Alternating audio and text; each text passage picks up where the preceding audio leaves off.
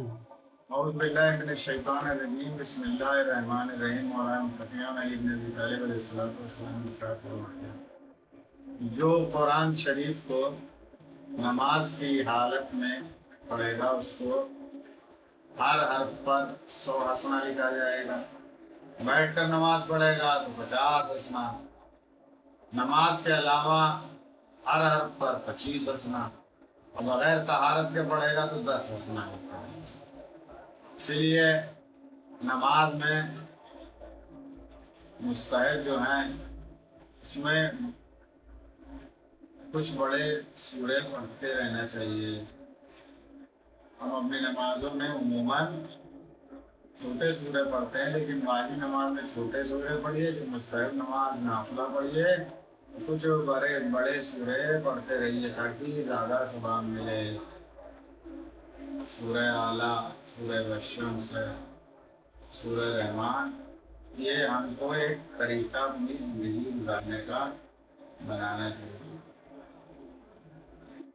دوسرا مسئلہ یہ ہے کہ روایت میں ہے کہ مولانا مفتیان علی بن ابی طالب علیہ السلام سے اگر کوئی حدیث بیان کی جائے گی تو وہ بیان کرے گا تو خود یہ ایک کفارہ ہے گناہوں، لہذا ہم خاص طور سے مولانا مفتیان علی بن ابی طالب علیہ السلام سے حدیث کو بیان کریں گے تو یہ ہمارے لیے کفارہ ذنوب ہو جائے گا۔ اب رمضان المبارک میں ہم جو حدیثیں بیان کرتے ہیں اس سے گریز کریں جب تک ایک دم پکا یقین نہ ہو جائے اور ہم لکھ نہ لیں اور دیکھ نہ لیں، تب تک اس کو بیان نہ کریں، ورنہ ہمارا روزہ باطل ہو جائے گا۔ یہ خاص طور سے ہم کو توجہ کرنی چاہیے کہ جو ہم تمام باتیں جو بیان کرتے ہیں دینی اور مذہبی، جب تک پکا یقین نہ ہو اس کو بیان نہ کریں۔ تو آپ سنتے ہیں اس کو بیان نہیں کریے، کیونکہ آپ کے روزہ باطل ہونے کا سبب بن سکتا ہے۔ بہت سی چیزیں ہم باتیں کرتے ہیں جو شاید روایت میں نہیں ہوتی بلکہ واقعات ہوتے ہیں اور ہم اس کو بے غلط بیان کر دیتے ہیں۔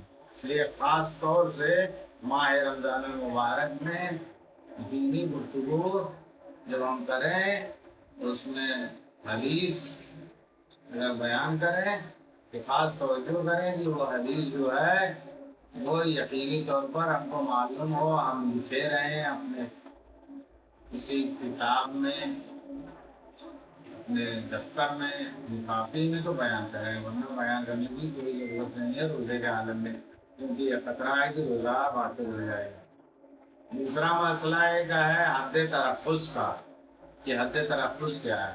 حد تلفظ آج کے زمانے جو میونسپلٹی نے قرار دیا وہی حد تلفظ ہے۔ مثلا شہر بمبئی کا حد تلفظ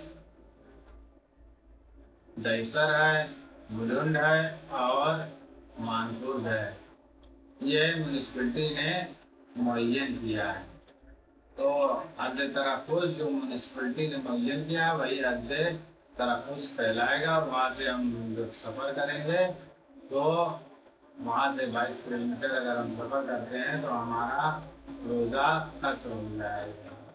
ایک مسئلہ اور ہے جو قابل ذکر ہے کہ اگر ہم سفر کرتے ہوئے اپنے وطن بعد الظہر پہنچتے ہیں تو کیا اگر بعد الظہر ہم اپنے وطن پہنچتے ہیں یا 10 دن قیام کرنا ہے بعد الظہر، اگر ہم وہاں پر پہنچتے ہیں تو ہم کو ایک قضا روزہ رکھنا پڑے گا، کیونکہ وہ اس دن کا روزہ ادا نہیں مانا جائے گا۔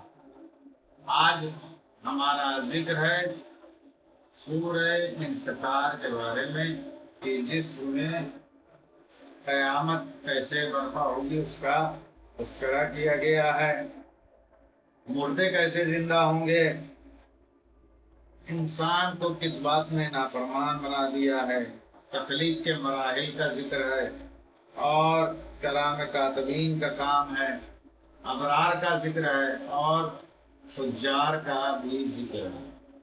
اور اس سورے میں یہ بھی ذکر ہے کہ ہم کو رحمت پروردگار سے مایوس نہیں ہونا چاہیے اور ہم عمل کریں اور ساتھ ساتھ میں اللہ سے امیدوار بھی رہیں کہ اللہ بڑا بخشنے والا اور بڑا مہربان ہے۔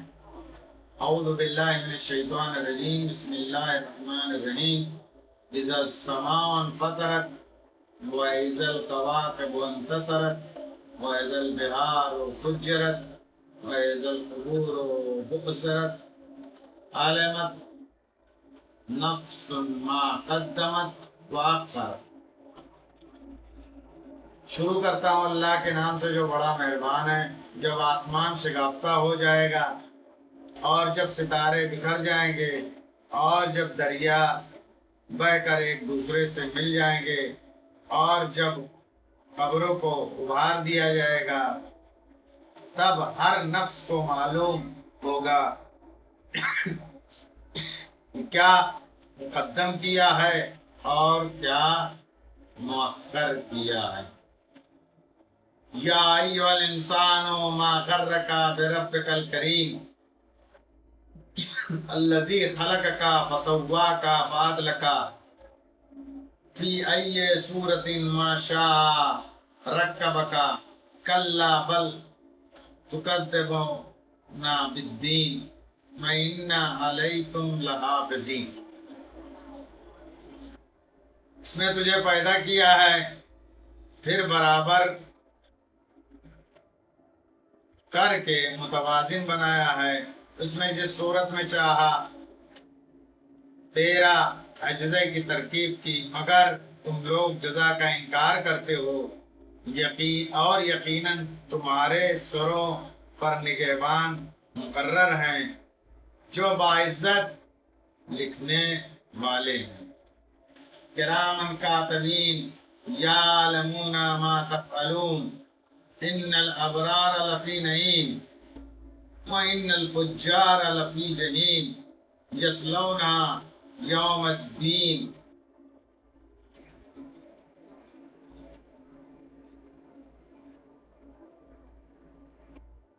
جو باعزت لکھنے والے ہیں، جو تمہارے اعمال کو خوب جانتے ہیں، بے شک نیک لوگ نعمتوں میں ہوں گے اور بدکار افراد جہنم میں ہوں گے۔ وہ روز جزا اسی میں جھونک دیے جائیں گے۔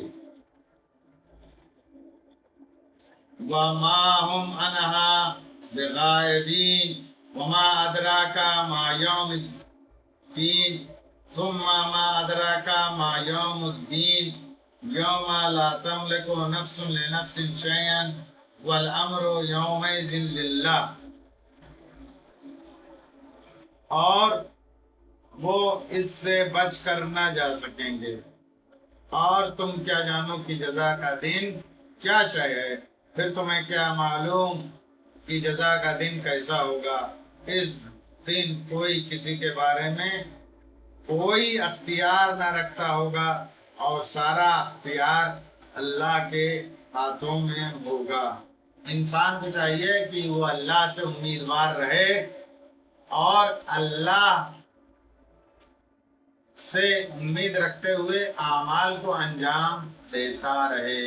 ایسا نہ ہو کہ انسان اللہ کی رحمت اور کرم سے مایوس ہو جائے۔ اس سورے میں اسی چیز کا بھی تذکرہ ہوا ہے، لہذا انسان کو امیدوار رہنا چاہیے کرم کا اور اس کی رحمت کا، اور عمل کو انجام دینا چاہیے، اور ساتھ ساتھ میں یہ بھی گمان کرنا چاہیے کہ عمل ہم انجام دے رہے ہیں اور یقیناً خداوند کریم اپنا کرم فرمائے گا، اپنا رحم فرمائے گا، اور ہم کو نجات دینے والی ذات صرف اور صرف خداوند کریم کی ہے۔ وصدق اللہ العلی العظیم۔